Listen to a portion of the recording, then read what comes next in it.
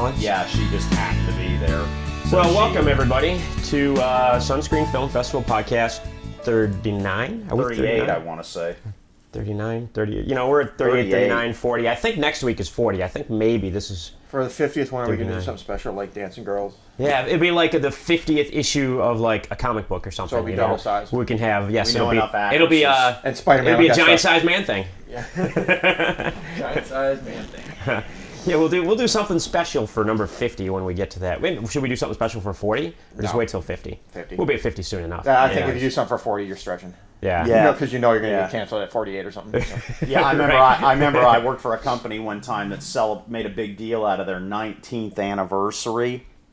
19th. 19th. It's like, well, what are you going to do next year for the 20th? Well, they plan on being out of business. They're embezzling all of the money between 19 and 20. They're running the business to ground. Yeah, 20th is what? Silver? Oh, God, I don't even know. Yeah, 20 is 50's gold. No, 25 is silver. 25 is silver. Is gold. 50's I think gold. people actually, because 60% of marriages end within the first 2 years nowadays. So I think nowadays, they actually celebrate like first and second year, which is like aluminum. They have like aluminum anniversaries. Isn't it like, what is it, like tin, paper, wood, like it's all the weird things like over the, I don't, who came up with that over the years? Well, like marriages years are ago? so much shorter nowadays. That's what it is. Marriages are so much shorter nowadays. They had to here's an come up idea. with... Just don't marry a jackass. No, it's statistic. It's 60% of marriages end within the first 2 years. It's not even really married to a jackass. It's just we live in the Control-Alt-Delete society. Well, it's like you don't let Control-Alt-Delete, Control-Alt-Delete, Control-Alt-Delete. When in doubt, reboot. When in doubt, reboot. When in doubt, reboot. Yeah. And that's what you do. Well, you start out with a diamond anyway. This is the sensitive episode. Yes. We talk about... You start out with a diamond, you're broke from getting that damn thing, so all you can afford is tin and paper and wood until you can move on for your anniversary gifts. I'm a diva, by the way, we discovered. Superhero's a diva, yes, we discovered that. Oh, I am also, getting by a the shirt way, made that says diva. By the way, I'm Tony Armour, Executive Director of the Sunscreen Film Festival. Superhero, as usual, and... Diva superhero. Diva superhero, and alcoholic writer Brad Siverson. Hungover writer today. I don't even have a drink. That goes par for the course then. Yes. So I'm talking about most relationships, 60% of them end within the first 2 years. Well, me and Lady Hero were at blows the other day, and Tony fixed the whole thing. He fixed the whole thing with one sentence. Marriage counselor Tony, because I had to shoot something. And Lady Hero had a plumber come over the day before I had to shoot, so I left the house early without doing the dishes or something like that. And she was pissed the next day, which made me pissed because I have to shoot.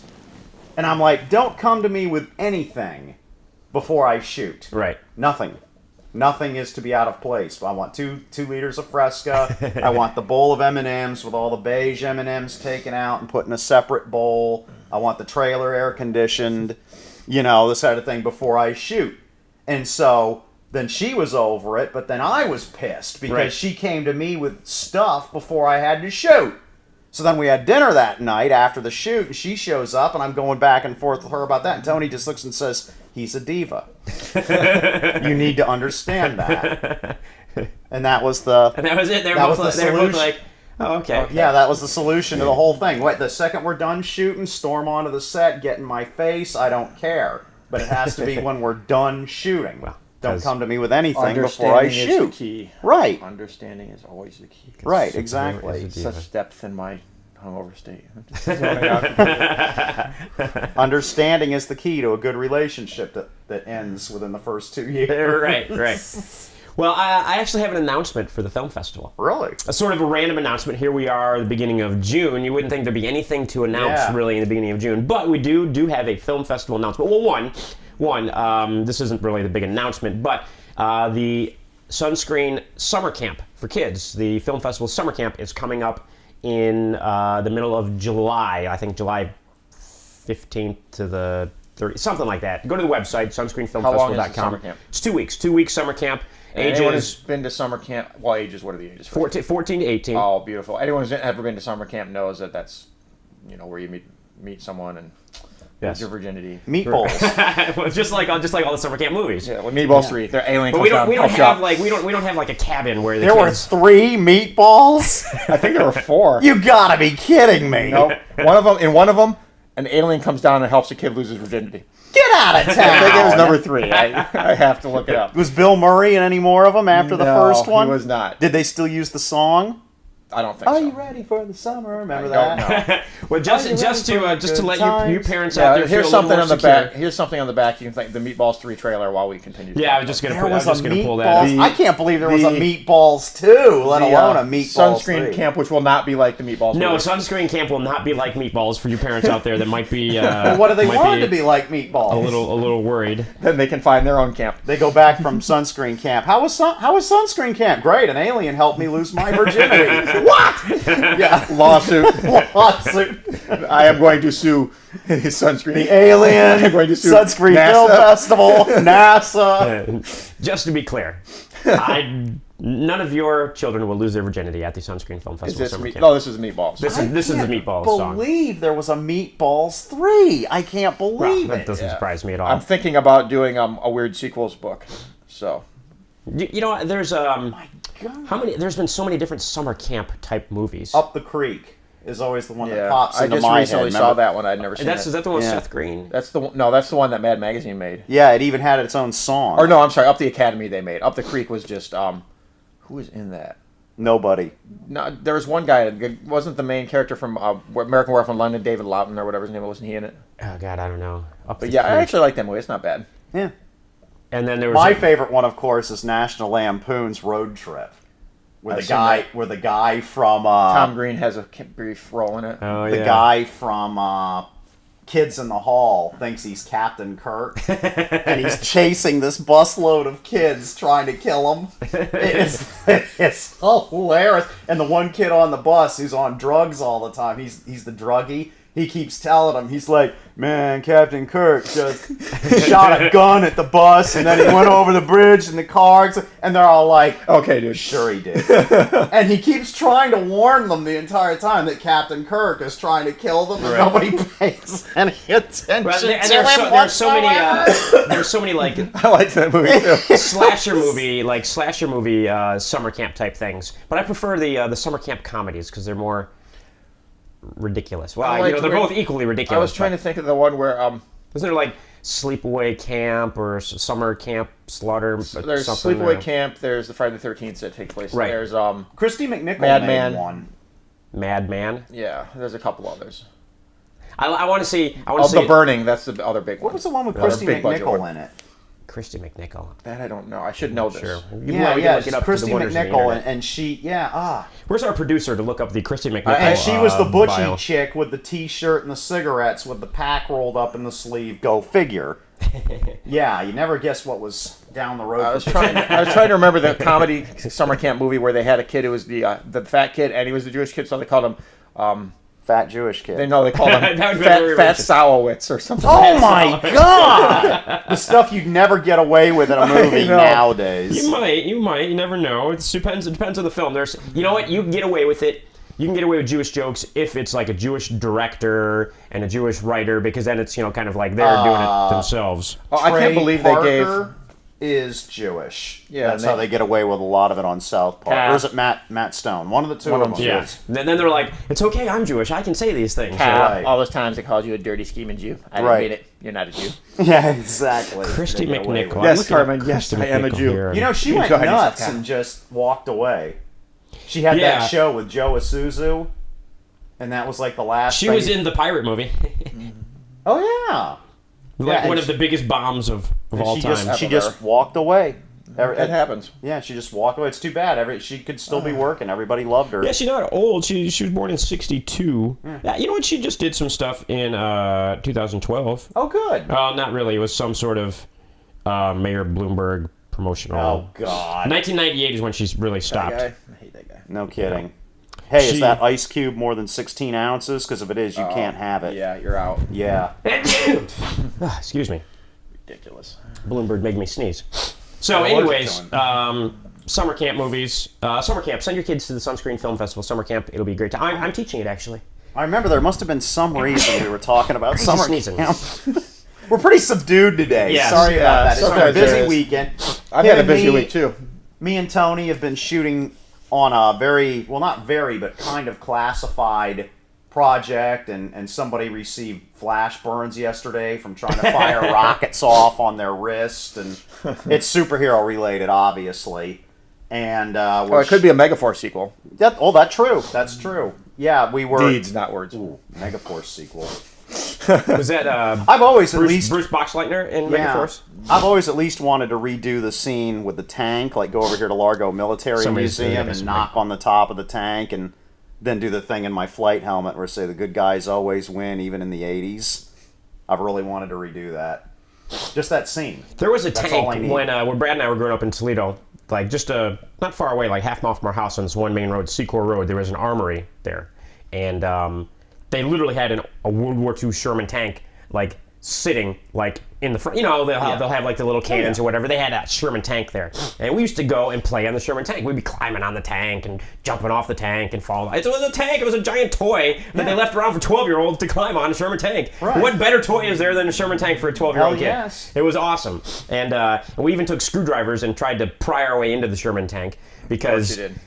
they had welded shut. Oh, yeah. Of course, the access to get into the Sherman tank.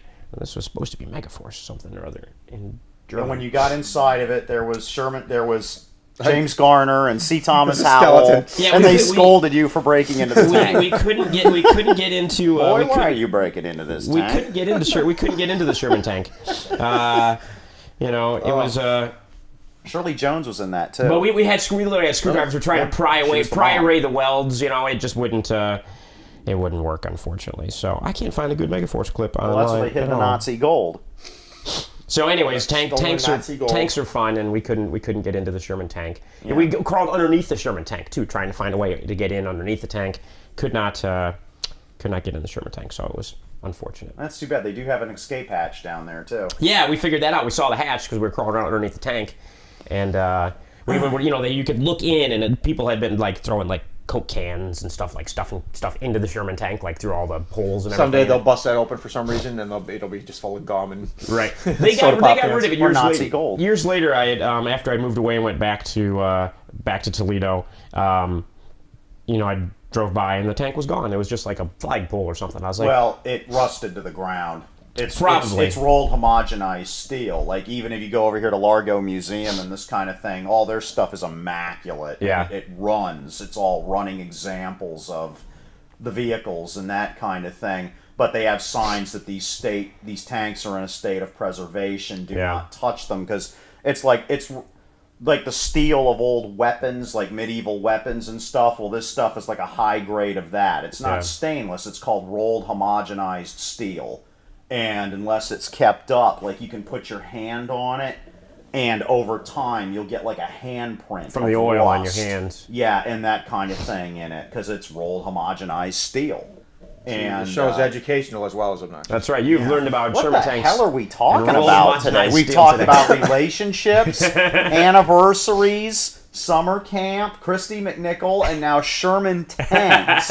it is the definition of what our show is typically like. Yeah. So announcement. I was teasing the audience with a big. If this was a regular show, we would go to break and make you wait until we came back from the break to find out what the big announcement was. But then they'd be like a zoom in on Dale, like looking shocked, but it'd actually be because there's out of coffee. It was just some heavy. So we're back from the break, and the big announcement is that Sunscreen is expanding.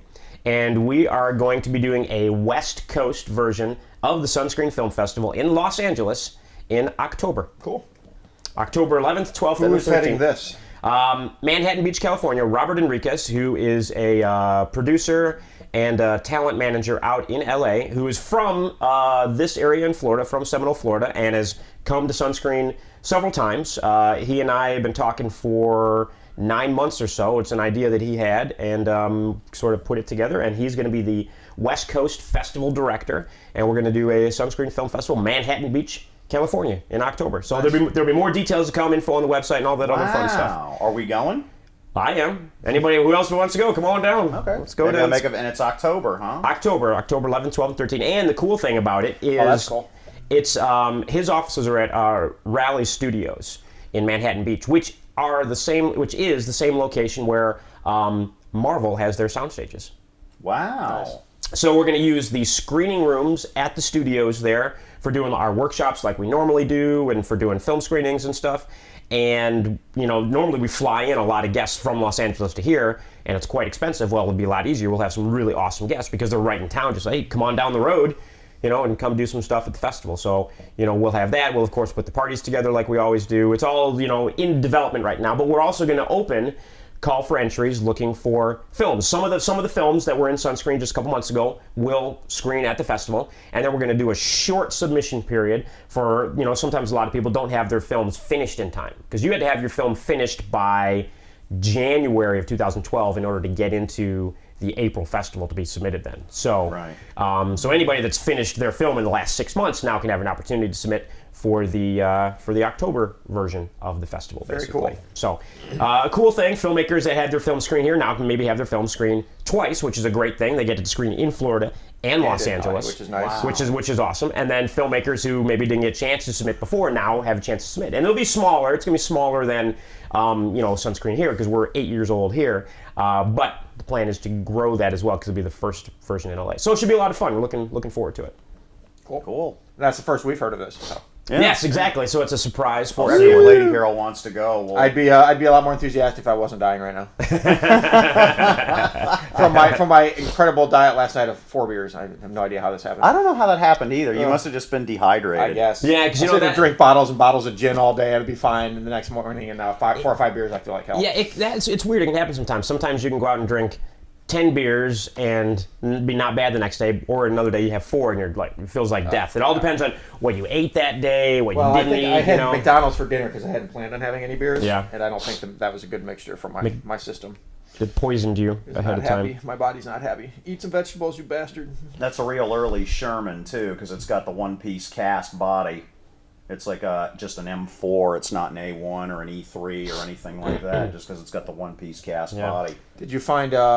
we're past that. I was going to say, did you find Meatballs 3? But I didn't, but something that we were talking about a little bit at dinner the other night was Liberace, because we were talking about Liberace behind the candelabra. I asked Superhero Feed if you'd seen that yet. See that. It was really good. I love Liberace. Yeah, it was really good, and it's a movie that when Michael Douglas, they were interviewing about it, he said he couldn't have made this film 30 years ago. I was like, no, he couldn't, because it was. No. Here's the weird thing. Nobody knew that Liberace was gay. They did. They just didn't want to know. Right. It was like nobody I've talked got about this it. old. My mom would told me he was gay. Of course, she also told me Mr. Rogers was gay.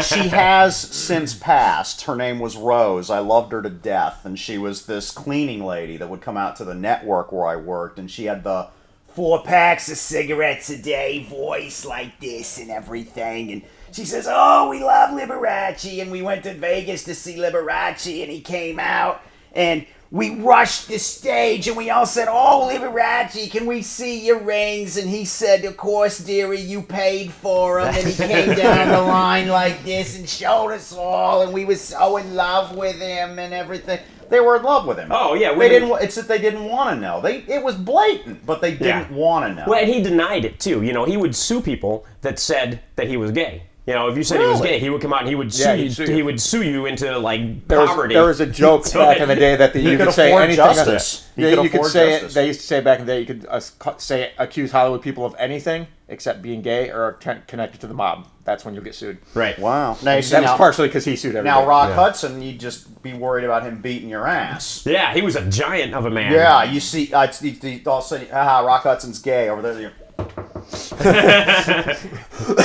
Oh, shit. Just looking up in the doorway. I didn't say nothing. That's what I thought you said, son. Just pat me on the head, turn around, and walk away in the other direction. Yeah. There was a comedian a few years ago. Maybe it was Eddie Murphy. In one of his bits, somebody. Eddie Murphy's supposed to be funny.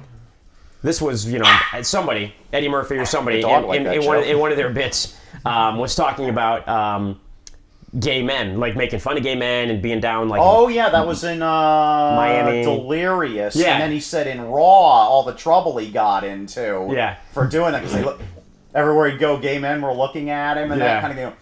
But I think the joke was, the thing you forget about gay men is that they're men. They could still beat you down. The ones I've known knew how to fight. Right. It didn't matter how big or how small they were. They had to know how to fight. Yeah, exactly. Yeah, exactly. Exactly. So with Liberace, you know, complete flaming and would sue people into oblivion, basically. But behind the candelabra was good. It was entertaining, and there was. Maybe I'm numb to it now because you just kind of see it on TV. But when you see like Matt Damon and Michael Douglas like making out or naked in bed together, you're just kind of like, Matt Damon's not gay? a little. No, he's not. Oh, wow, that's a shocker. Matt Damon. Team America with him is the best. The funniest thing is there is a movie called The Informant. Yeah. And the cover of it is literally Matt Damon kind of he's like It looks like every time I say it, Matt Damon. Matt Damon did his best work in Team America. That was There's awesome. no question at all was whatsoever. Awesome. Matt Damon did his best work. I like in Matt Team Damon too. America. I like Matt. I think he's a good actor. I didn't realize what a big guy he was until I was watching Behind the Candelabra, and they had him. There was a scene where he's at the pool and he comes out and saw him. He's thick. I mean, he's really stacked. So we should not make fun of it. Yeah, he's a big. He's this tall. Yeah, he's probably my height. You know. Really? Yeah, I mean, he's an average height kind of guy. He's not like really short, but he was pretty thick and pretty stacked. I was like, I didn't realize he was that big of a guy. I kind of liked him as Loki in Dogma too. But still, Team America all the way. Oh my God, Team America, he was the best. That was hilarious. Yeah. So we were talking about how Liberace obviously died of AIDS. Mm-hmm. And when he first died of AIDS, they were trying to deny it. To be actually honest, I had no idea he died of AIDS. Yeah, he died. I thought he got hit by a bus or something. No, he died of AIDS in the late '80s. And then we were having this whole AIDS discussion. And I don't know if you guys remember this. Superhero didn't remember at the time, but that there was a big discussion at the time going around. Then should James Bond sleep with a lot of women? Oh, I do remember in the films because it's irresponsible because of the whole AIDS epidemic kind of thing, which is kind of. I think you've actually got a fever, man. You evaporated that ice cube. Yeah, we'll find out. Yeah. if he passes out in the middle of the show, of all the we'll crazy just zoom things, away from him. James Bond of all people not sleeping with more than one woman. That's un-American, even though he's English. Yeah, it is. And but they even brought that up, you know. And I remember that. That's also where you got safe sex porn from, wasn't it? Probably. Where people in porn started using saran and wearing condoms and all this other crazy stuff was from that whole AIDS. Well, I think there is, or they've been trying to pass. I don't know how I heard about this. Probably from Bill. In LA or in California, because that's where most of the porn gets made, like a mandatory condom law or something like that for porn stars. Where's Bill when we need him? I know. Yeah. We got a guy that's an expert on the porn industry. Yes. We got a guy that's an expert on everything. Was it Stalin who said, surround yourself with talented people? Yeah. You don't have to be talented. That's what we've got a guy. We have one guy that's an expert on everything. And that makes up our little clan of misfits. For this show, instead of surrounding ourselves with talented people, we just surround ourselves with idiots. Right. And each idiot has their own level of expertise in something. We do not have our porn idiot here today to talk about that. I just read up Rock. You were talking about that Rock. I was reading up on Rock Hudson, and they just now finally have some quasi-concrete proof that he was gay. Finally. Now, you'd have liked it because it was some noir detective that his ex-wife hired to record conversations, which of course back then was probably done with a mic about this big that had a third of the quality and a reel-to-reel sitting outside, and this kind of thing full of 200D batteries to keep it moving.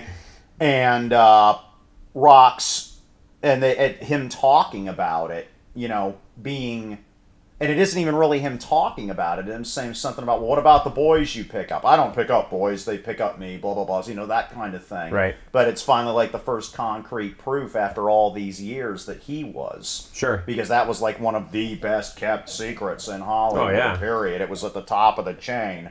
as for best kept secrets in Hollywood. Well, you can't keep secrets anymore, not nowadays. Yeah. Like stuff. Well, and then you couldn't. It goes- just took longer. For them Yeah, to get it out. was a longer Yeah. timeline for Like now, for look how stuff to long come it out. took for this. Yeah. Right. Whereas if he was alive and gay today, we'd find out in about a week. Right. Yeah. Yeah. But today it would help his career, not hurt it. Exactly. Right. Yeah, you know the big the weird thing. I know you guys aren't big sports fans, but the big kind of big thing that happened a few weeks ago is that the first ever American professional gay athlete came out of the closet while he's still Oh, I actually heard about actively playing basketball. basketball player player. Jason Yeah. Collins. that. I And think then, I saw it on your Sports Illustrated. Actually, using the bathroom. And there's a soccer player who retired, 26 years old, plays Major League Soccer. He retired. He came out and said, "I'm gay. I'm retiring because I don't want to put up with the BS or whatever." And then this basketball player came out, and like people were like, good for you and all this kind of stuff. And he's like, "Oh, I'm not going to get crucified, so maybe I'll unretire and continue to play because it seems like it's okay," kind of thing. So it's a weird They're shift all in men. society. They shower together. It's just not that complicated. It's Right. not hard to figure out. You can put the pieces together. Somebody's gay in there. Yeah. It's funny, like things that used to destroy your career now help your career. Because I think a good horror movie would be Bela Lugosi comes back from the grave, like in Ed Wood or something. He just like sits up out and he's still got his Dracula gimmick on and everything. Still looks fine. And all he does is just walk over to Robert Downey Jr. Says, knock on the door. Robert Downey Jr. opens the door, bam, right in the eye, and then goes back, lays back down in the, and that's it. Because you got a talented guy like Bela Lugosi who ended up addicted to drugs because he had a bad sciatic nerve, Right. and ended up addicted to morphine, and it destroyed his career. Then you got this other guy that's done enough cocaine to kill the Soviet army. Yeah. And It hasn't hurt him at all. he's flourishing. Yeah. It's because he's sober now. He's not doing it anymore. At the time, if you remember a few years ago, people have short memories, but there was a point when Robert Downey Jr. was like on every They joke about cheap it on magazine TV. and was like, and constantly, all I remember from Robert Downey Jr. from the 90s and the early 2000s was him in jail. Yeah, I remember the joke in The Simpsons where they're going through Hollywood and they go, "Look, there's Robert Downey Jr." and he's leaning out the window, blam, blam, blam, and the cops are shooting back. And Marge says, "I don't see any cameras." And she's looking at her. Yeah, he's made quite a recovery. Yeah, he's and Bela Lugosi should punch him in the eye. Right. Yeah. He's It'd be a Sherlock good Holmes short. and Tony Stark. Yeah. That's all there is to it. Yeah, stuff that used to destroy your career now benefits it. Well, and we had a lull right there. Yeah, that happened. Oh, dead air. That doesn't happen to us. Dead air. That's where we go to break, and we're back. I'm going to go see, hopefully, if I can get the night off, I'm going to go see Empire of the Ants with Joan Collins this Thursday. Yes, let's see if I can Showing pull up it the at trailer. Yeah, pull that Theater. trailer up back. Have you seen the trailer? No. Oh, no. you'll love this. I'm totally hot. I for have to Joan work. Collins. I have to work Thursday and Friday. I wish I could go with you just to watch. I would watch you watch the movie Yeah. because I've seen it plenty of times. Yeah.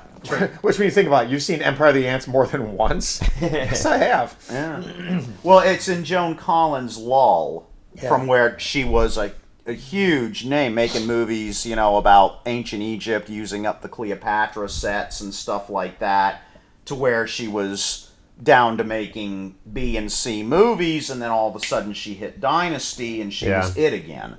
That's kind of a career arc a lot of times for people. Yeah, you know? yeah. So, but yeah, I just, the last thing I saw Joan Collins at. Was this an H.G. Wells Empire? It was based on it loosely. Loosely. And it was made in the 70s. 70s horror is just so awesome. It really is. So, yeah. Well, especially because you had guys like Samuel Z. Arkoff making film. Like those are the names that you want making your horror movies. Roger Corman. Yeah. Yeah. Yeah, Joan There's Collins. a giant ant for you. That's awesome. Joan Collins, it's the way that works. Same thing in the music industry. You'll have bands that they're big, then they disappear, and then 20 years later, they come back on the upswing, basically. So I'm hoping I can get the time off to go see it. Empire of the Ants. You'll I'm have sure to if watch you- for the scene. There's a scene where they're in a boat fighting ants with oars, but they didn't bother to paste all the ants in. So there's one guy just swinging an oar at nothing.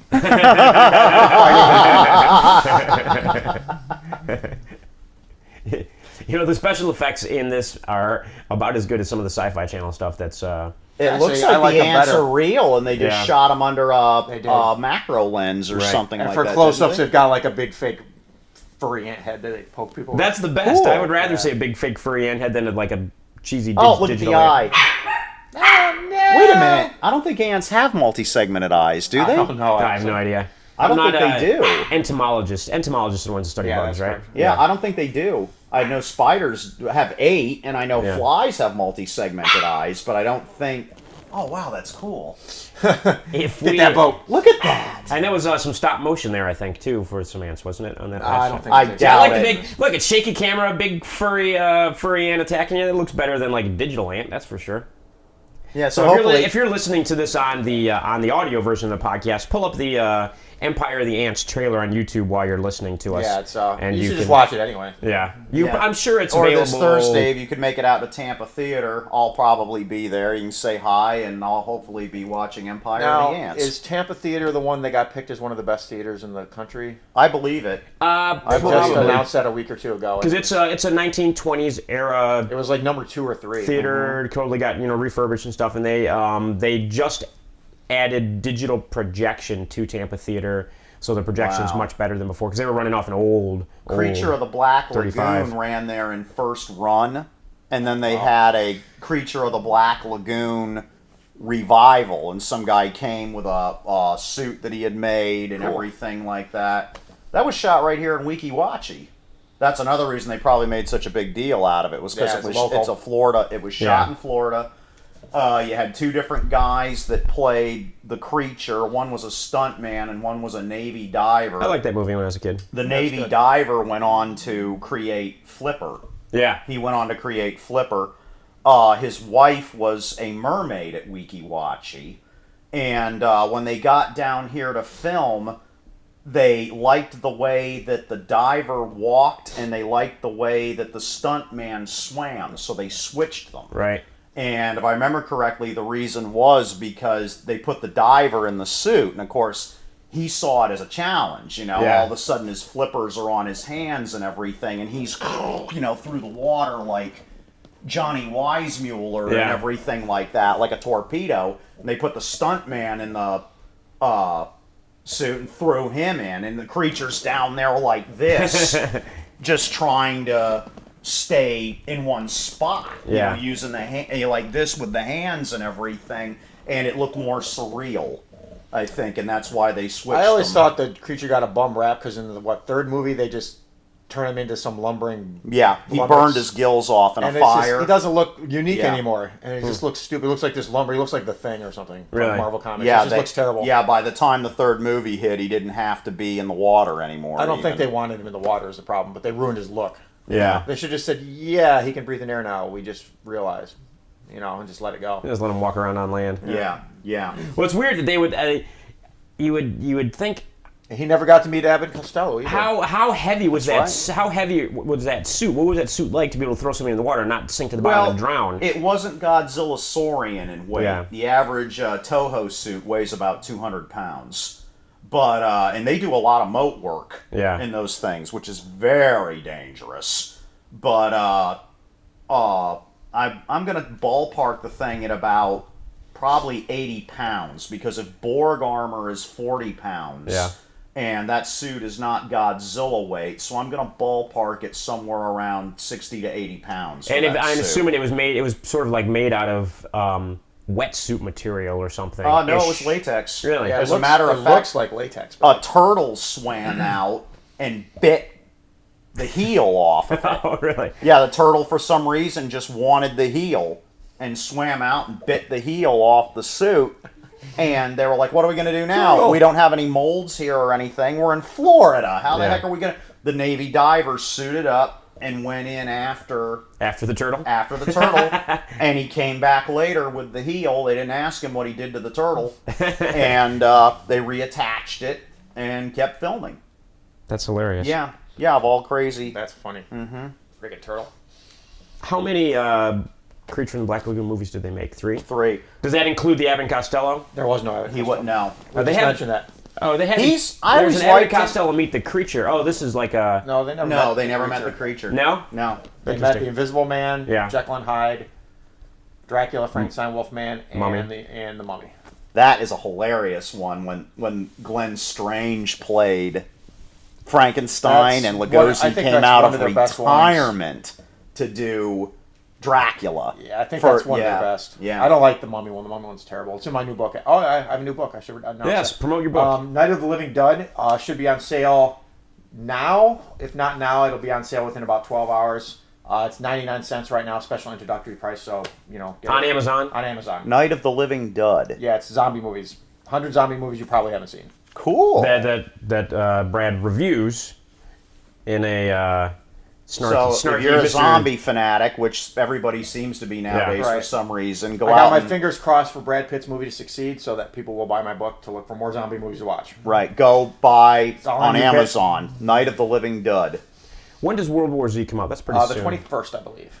So in just a couple of weeks. Yeah, I actually planned this to come out just right before. Yeah, that's smart. Riding some coattails there. Yeah. I'm not excited at all about Superman, but I did find out that Death Fighter is coming. I don't know what Death Fighter is. Death Fighter is the sequel to the Aqua Teen Hunger Force movie. Oh, okay. Yeah. Interesting. Yeah. I can't remember if I've seen the Aqua Teen Hunger Force movie or not. I think I have. Yeah. Yeah, that I'm excited about. Is there a trailer up for Death Fighter? That's a good question. Or is it I don't is know. it in production or is it? I know it's in production. It's funny too how we're always talking about counting beans and everything. It cost $750,000 to make the last one, and it made $5 million box Nice. office. So, which even though that really isn't high, cost to Versus- ratio yeah, of how that's much great. it made is great. So Dana Schneider, who plays Master Shake, he approached Time Warner. He was very timid about it. He's like, "Do you want another one?" And they're like, "Of course we want another one." One out a month. Come on. Yeah, it costs it costs nothing to make and makes a huge amount of money for the amount that it costs to make one. Of course we want another one. Well, it's got that sort of built-in cult Right. audience. So they've been working on Death Fighter for about 2 years, and they are slating it to release it this year. So. I'm way behind on my Aqua Teen. I kind of stopped watching it a while ago. I collect it. I make my own Aqua Teen action figures and everything. There was a period where I that show was just I had to watch it. Like I DVR'd it and it was just hilarious. This is a great one with the shrink ray.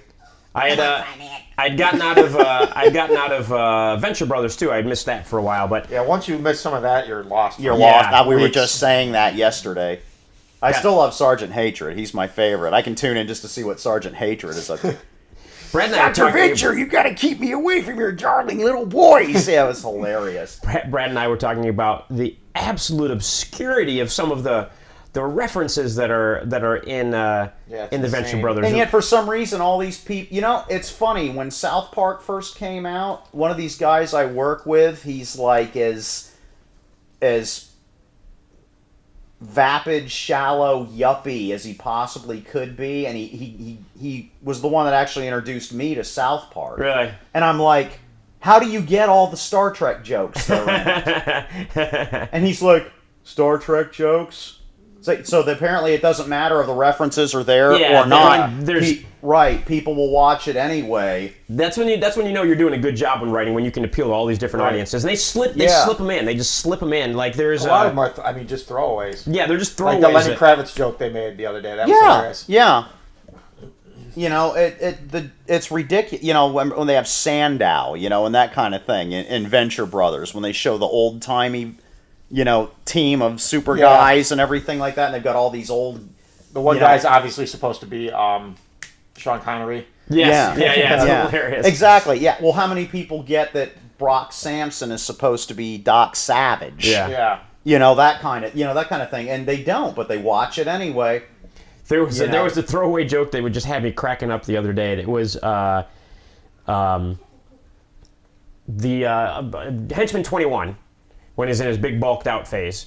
Henchman 21 was having a glass of wine or something like that with Dr. Girlfriend. And he said it's blah, blah, blah, and said whatever the wine was, and it was something from an old 60s Star Trek episode. Like Tranya. Yes, it's Tranya. It's Tranya. Who gets that? I was dying. I was like, it's Tranya. You guys both get it. Do you know who gets that all the time, believe it or not, nowadays? Clint Howard. Yeah. He says he'll actually be somewhere, and someone will say, "Would you like some Tranya with that?" Or Really? To this day. He's funny. never gotten away from Tranya. I suppose it's not as obscure as maybe we think it is, but And he I said didn't get it. Tranya is disgusting. disgusting. But what do they make it out of? It is actually food-colored apricot juice, which would trigger his gag reflex.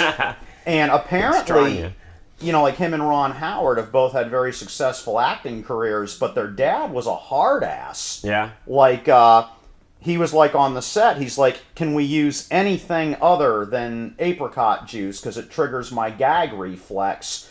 And their dad stepped in and said, son, you want to be an actor? You drink that apricot juice and you make it look like it is the most delicious thing you have ever had in your life. Really? And that is final. So Tranya would be probably apricot flavored moonshine. And so there's Commander Baylock. How much he loves the Tranya and everything. He says, all right, motherfucker, I'll put a real sell on this thing. And he sold the hell out of the Tranya, and to this day, people think he loves Tranya, whatever the hell it was, and they want to give him Tranya all the time. That is hilarious. Yep, Clint Howard and Tranya. He could actually probably market the stuff and sell it, and he'd probably make money. Right. Somebody should. There's such a thing as Romulan Ale. Somebody marketed that, so why not Tranya? Doesn't surprise me. Yeah. It's like a blue beer or something like that is Romulan Ale. I don't want to think about any Romulan Ale right now. Yeah. So Tranya. Tranya. There you go. That's funny. There was also a random obscure James Bond joke. There were going to be a torture scene where they were going to torture Dr. Venture, and Hank was holding a rope with a balled up rope on the end, and he's swinging it, and Dr. Venture is tied to a chair. And in the Casino Royale novel, that's how they torture him. They strap him to a chair, and they rip out the bottom of the chair, and they just take this rope and smack him underneath the chair with this balled up section of rope over and over and over again while he's tied to this chair. And that was a joke that they used in the Venture Brothers that they were going to do to him, but it's straight out of the novel. Holy for cow! Casino Royale. Which, of course, isn't in the movie with David Niven. No, of course not. Yeah, and so although I'd like to see the people who wrote that movie get that treatment. But that novel was. You didn't think that was funny? Oh, I hate that movie. That novel was written in the 50s.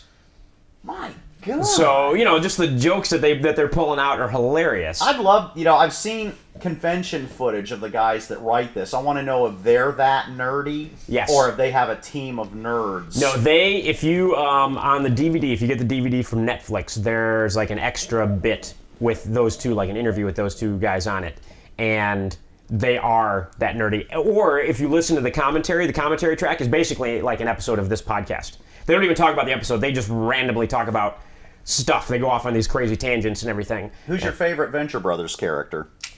That's a hard call. I'd have to think about it for a while. Venture Brothers it was Brock when it first started, because he reminds me of just Tommy. the most entertaining. And I don't know though now. I'm trying to think which ones I liked when they show up and make me crack me I figured up. you'd like Orpheus. I like 21 a lot actually. Yeah, really? he's good. Yeah, I loved his. He freaks out on the guys when they're talking about the Loch Ness monster. It's like the Loch Ness monster was a fraud.